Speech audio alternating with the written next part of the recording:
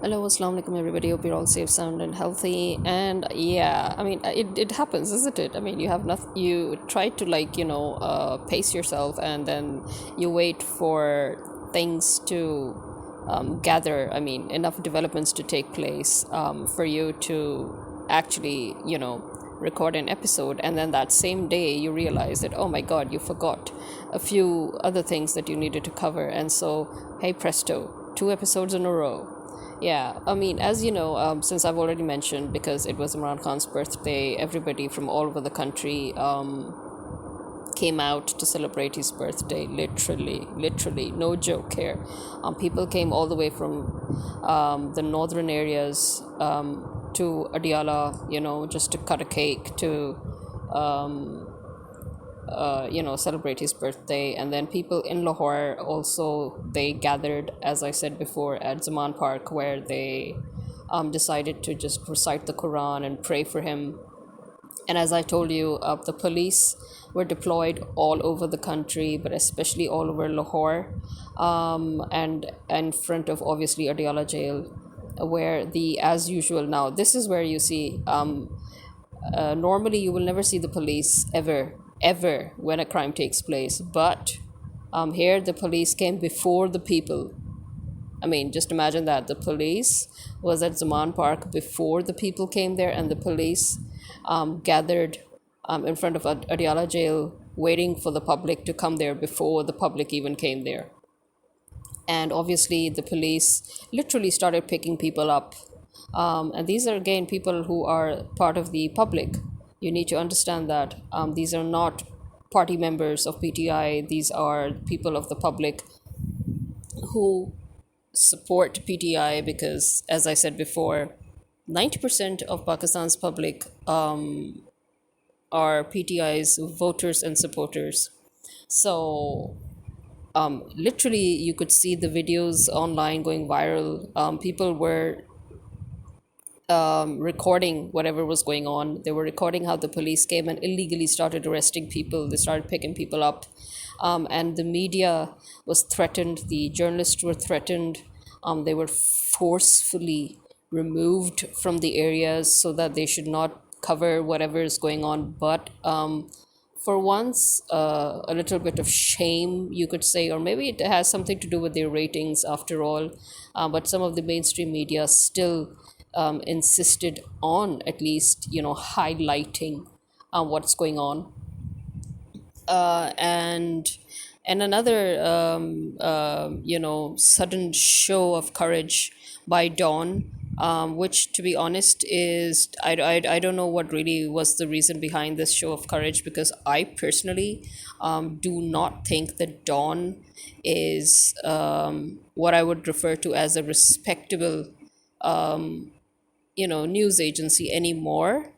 It used to be once upon a time, but for a very long time, I've noticed that, Dawn has become more of a biased political mouthpiece, you know, and I actually stopped reading any article on Dawn. I basically just, and I stopped this like more than a decade ago, so you can imagine how far back this goes. My problem with Dawn, based on its reliability and its bias.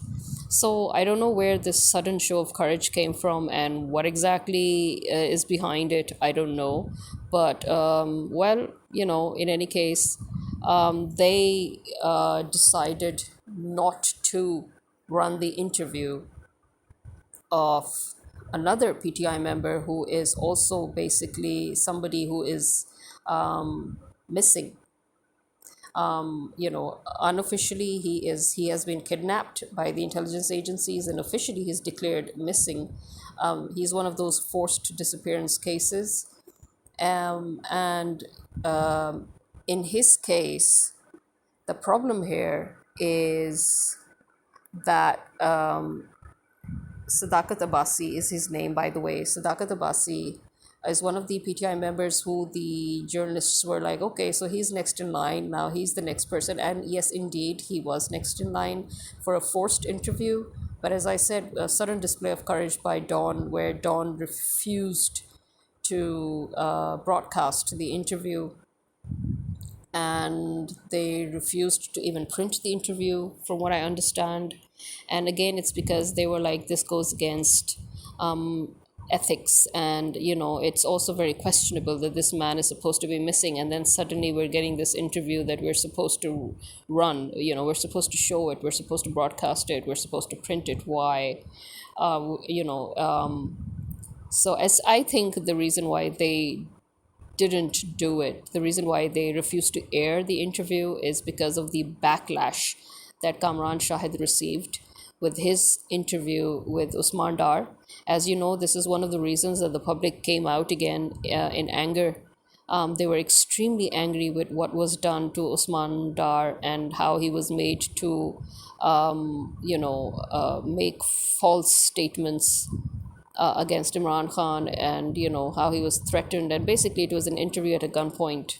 So that fury, that rage that it brought out in the people, that they actually went to specifically stop Shabazz Sharif's car when he was on his way back from another failed rally.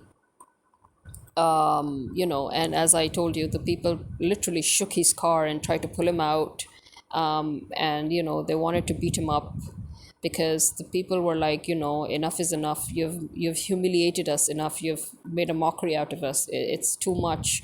This is not your mother's country. Your mother was not rich enough to bring this country. She didn't inherit it. This is our country. You people are traitors. You people are traitors.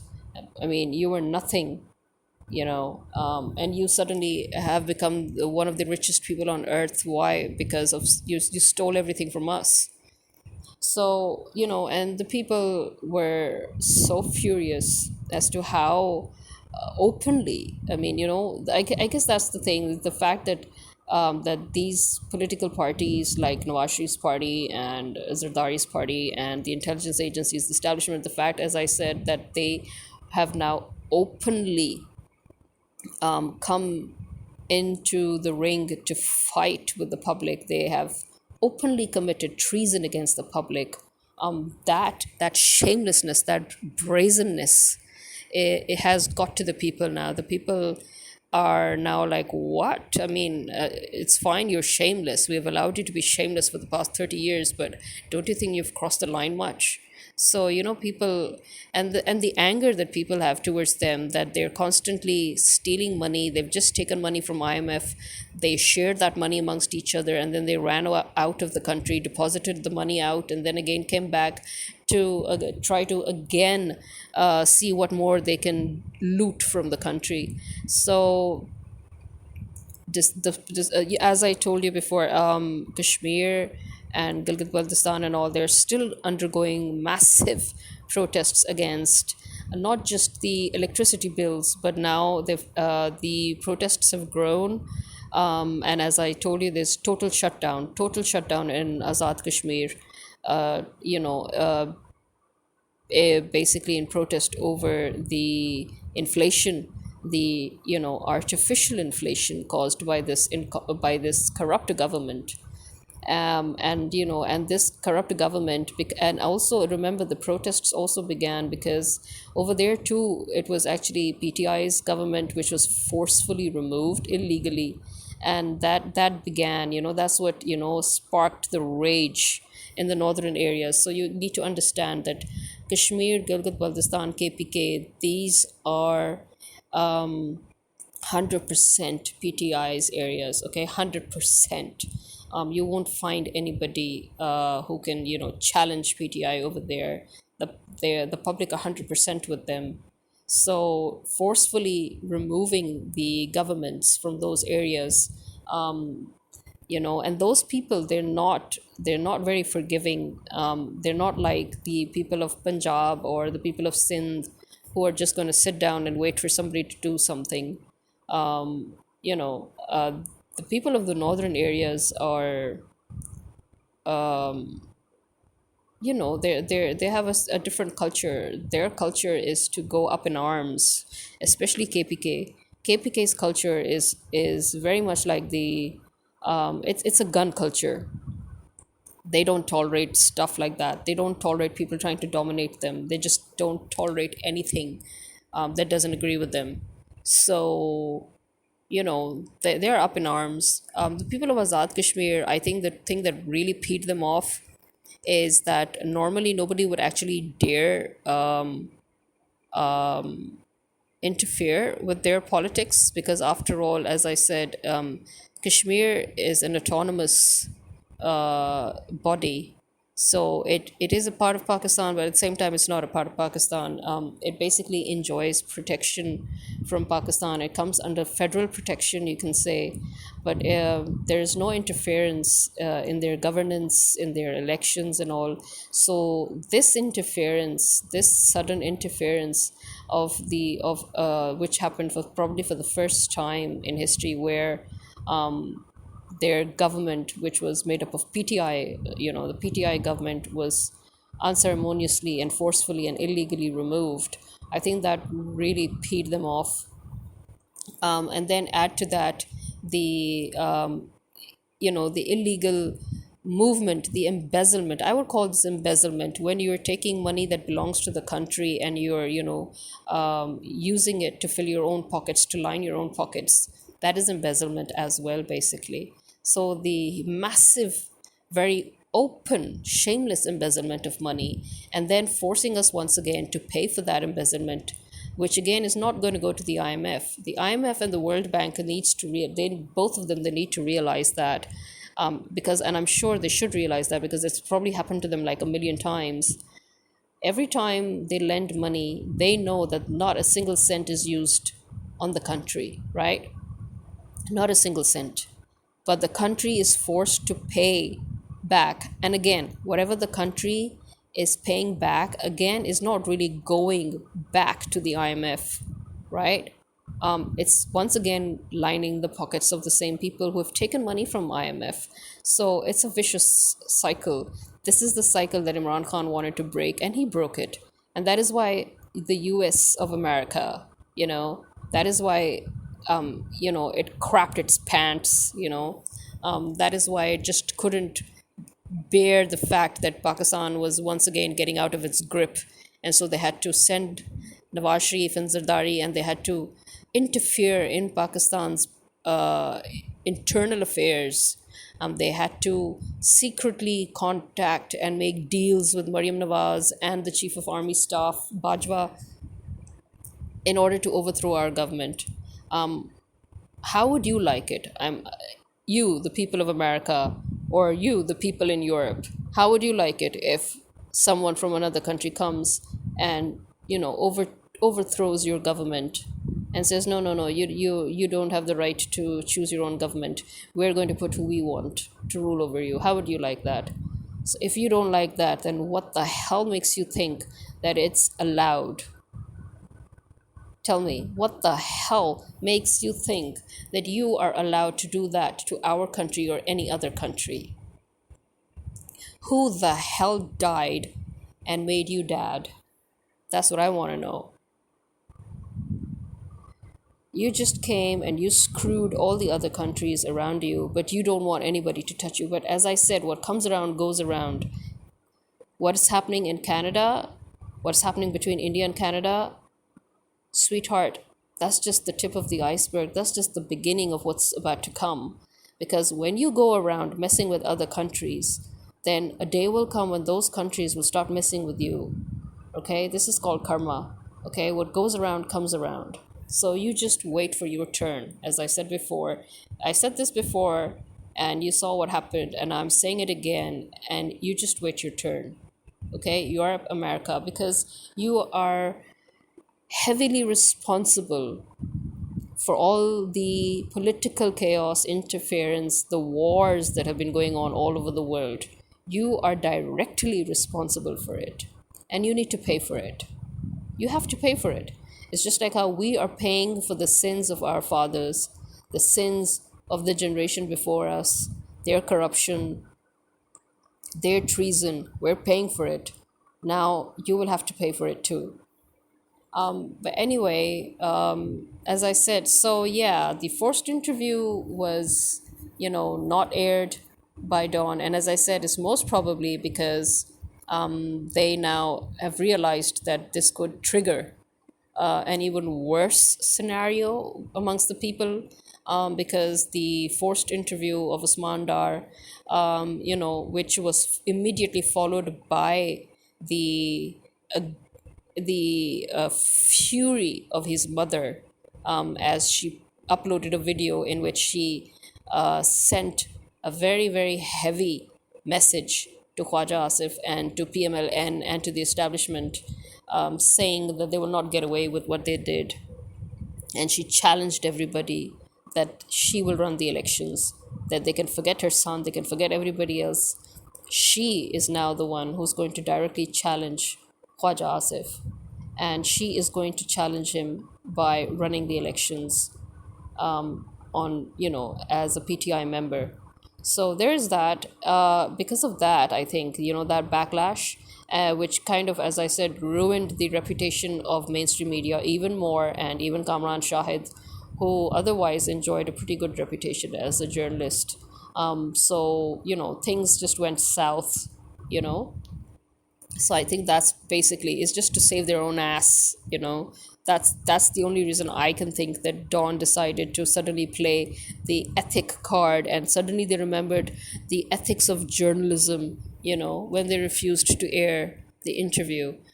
So there's that. And then, now here's the main thing. This is the main thing that I've been wanting to talk about for the past few days, but I've been so furious that I just decided to not talk about it. But again, because pertaining to the once again the rise of protests all over the country, against electricity rates, and while they're protesting, and while there is a strike going on where the whole Kashmir is shut down, and as I said before, northern areas, they're all shut down. And now it's expected that once again Punjab and Sindh will probably join in, and like, once again they will also now go on strike, and the whole country might be shut down in the next few days if things get worse. Because I mean, while they're protesting and while everything is shut down, what does the government do? They again increase the electricity tariff, by 1 rupee something pesos per unit. Again, I mean, right in the middle of the protests. Can you imagine? So if this goes on, then obviously the whole country is going to be up in arms. The whole country is once again going to shut down, this time for longer. And also, you need to remember, because as I said, pertaining to it is the thing that was eating me up for the past few days, is, guess what happened? Normally we get the bill, on the 31st of the month, right? And we have like about a week to pay the bill. And this is the solar bill. So already we had a very short deadline, but we knew, at least we knew that, okay, on the 31st of every month we get the bill, right? But this time, not only was the Lesco website out of order, yeah, it was out of order for 2 days, but suddenly when we finally checked and found the bill was sent to one of the, we have two bills that are on green meter, right? Which means that because we have two places, you can say, one is our house and one is another location. And in both these places, we have the green meter, which means we are producing solar energy, solar electricity, and we're selling to the government, and we are using that electricity, right? Now, both the bills, without any notice, they changed the date and the due date, okay?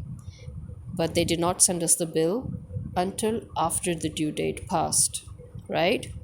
And that infuriated me, because I have set a reminder. Okay, I've set a reminder of every billing date right? So that I never forget to check for the bills, because I don't wait for them to actually send me the hard copy, because it's been years since they could ever send a hard copy on time. Okay, so what we do is we go online, we go to the Lesco site, and we print out our bills from there. But first of all, again, let me remind you, first of all, the Lesco site was down. Okay, it had an internal server error. That okay. For 2 to 3 days, I couldn't get the bills because the Lesco server was down. And then, to top it off, my dad then tells me that, you know what, the due date has already passed for the solar bill. And I'm like, what? I'm like, it cannot be, because the bill comes out on the 31st. And I haven't, and the Lesco site is down. Where am I supposed to get the bill from?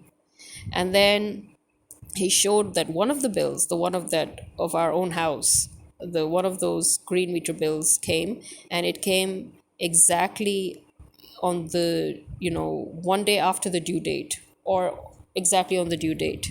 But it was in credits. We didn't have to pay the bill because we had credits. So that was okay. But the other bill we had to pay, and we never received that bill. And as I said, the site was down. And then I find out that they've changed the dates without any notification.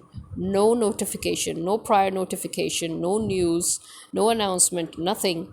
And suddenly the bill now was written against the 23rd. So, literally half a month. They couldn't even wait for the whole month. So the bill was on the 23rd, and the due date was the 28th. Yeah. Not even the end of the month. No. The due date was the 28th. Right?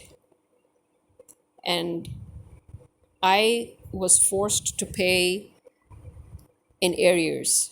I was forced to pay the amount that was after the due date. Why? Because I never received the bill. I never received any notification of change of date. Okay? And Lesco site was down. So this is how they're targeting the solar people. If you remember, in a few previous episodes, I'd mentioned that they were, in fact, in many episodes since Shabazz Sharif came, I've been saying that they're targeting those of us who have solar electricity, right?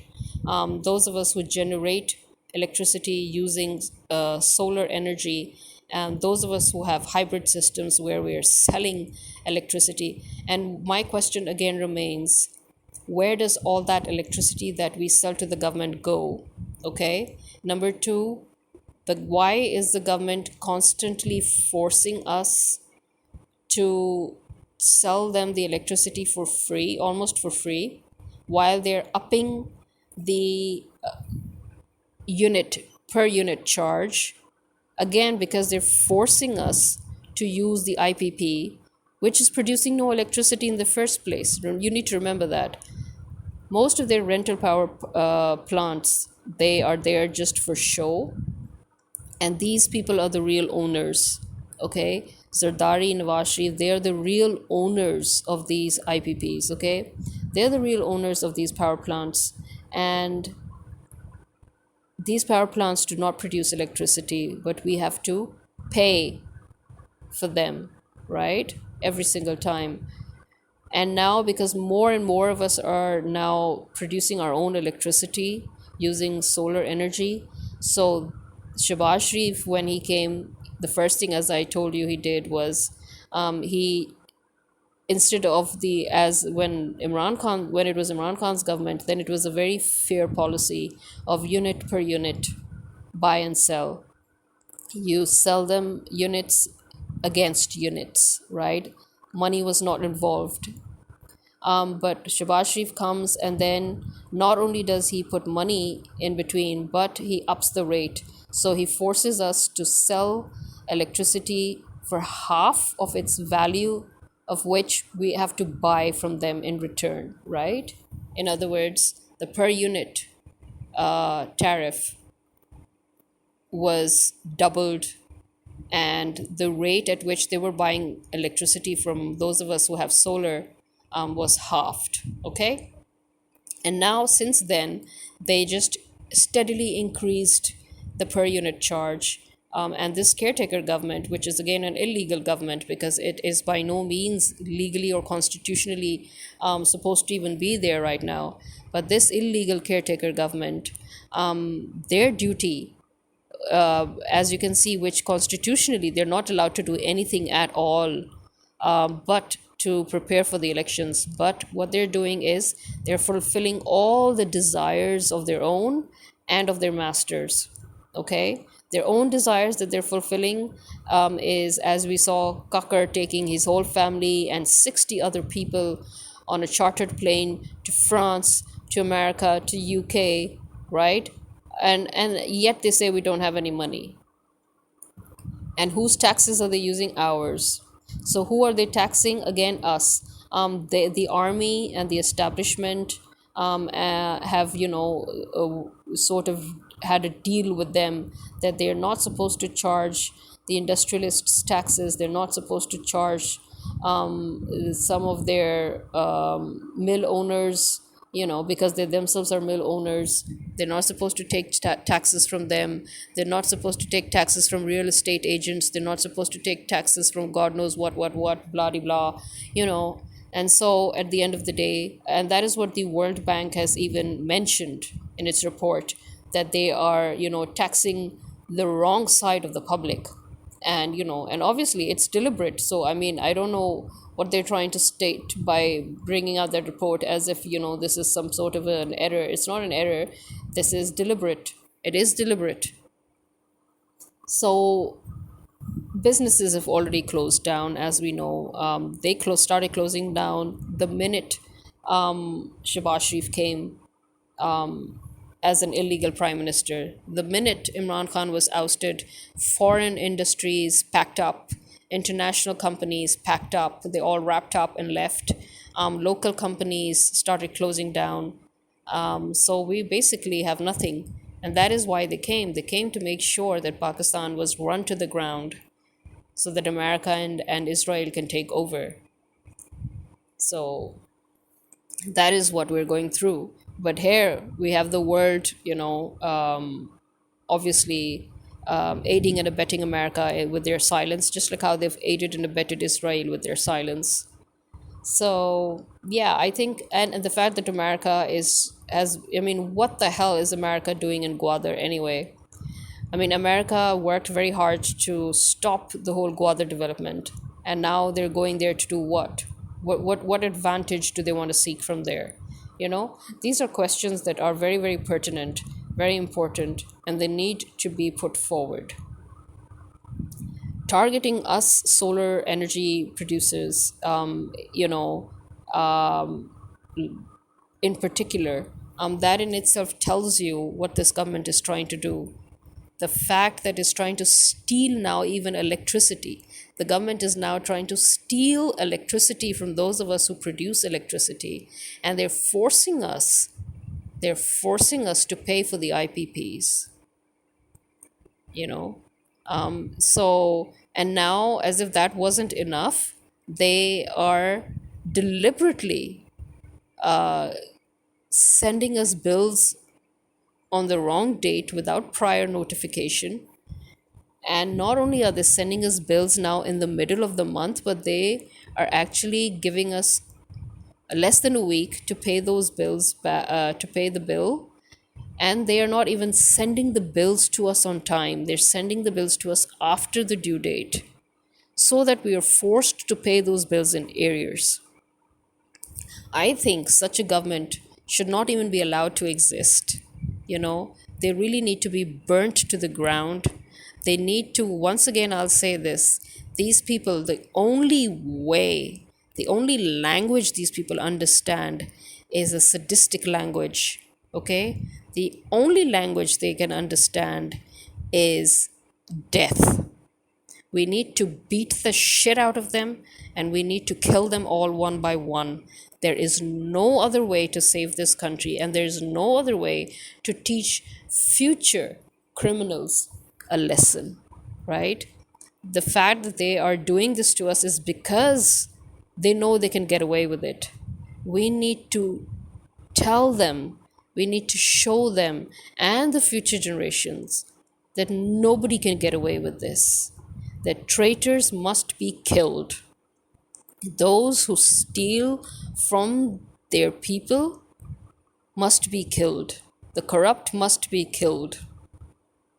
Okay?